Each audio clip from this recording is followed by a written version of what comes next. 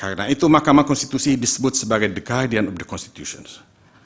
Masyarakat menaruh harapan sangat tinggi terhadap Mahkamah Konstitusi. Dalam 10 tahun pertama Mahkamah Konstitusi mendapatkan trust dari masyarakat bahwa Mahkamah Konstitusi akan mampu mengawal perjalanan bangsa, menegakkan supremasi hukum dan demokrasi, hak asasi manusia, pluralisme, dan keadilan. Akan tetapi, Mahkamah Konstitusi secara bertahap mengalami kemunduran. Bukan saja karena putusan-putusan yang mencederai rasa keadilan, tetapi juga karena korupsi yang melibatkan hakim konstitusi termasuk ketuanya Akil Mukhtar. Puncak dari robohnya dan hancurnya kredibilitas dan integritas Mahkamah Konstitusi terjadi ketika putusan Mahkamah Konstitusi nomor 90 dilahirkan, di mana nepotisme dan kolusi tampil secara telanjang di depan mata kita.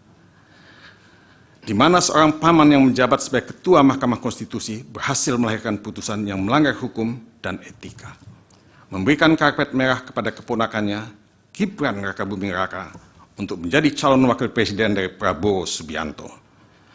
Tidak berlebihan kalau disebutkan bahwa Mahkamah Konstitusi telah berubah menjadi mahkamah yang memalukan, a same institution, seperti yang ditudingkan kepada Mahkamah Konstitusi di Belarus.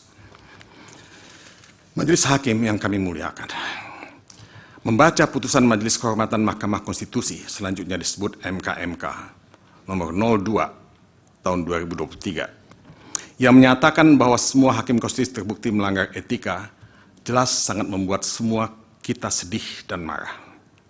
Secara etika seharusnya mereka semua harus mengundurkan diri sebagai hakim konstitusi. Tetapi mereka tidak mundur dari posisi mereka karena pelbagai alasan. Dalam kaitan ini, patut ditambahkan pula bahwa Hakim Konstitusi Anwar Usman yang diberhentikan dari posisinya sebagai Ketua Mahkamah Konstitusi sekarang malah mencoba merebut kembali posisinya sebagai Ketua Mahkamah Konstitusi melalui gugatan tata usaha negara ke Pengadilan Tata Usaha Negara.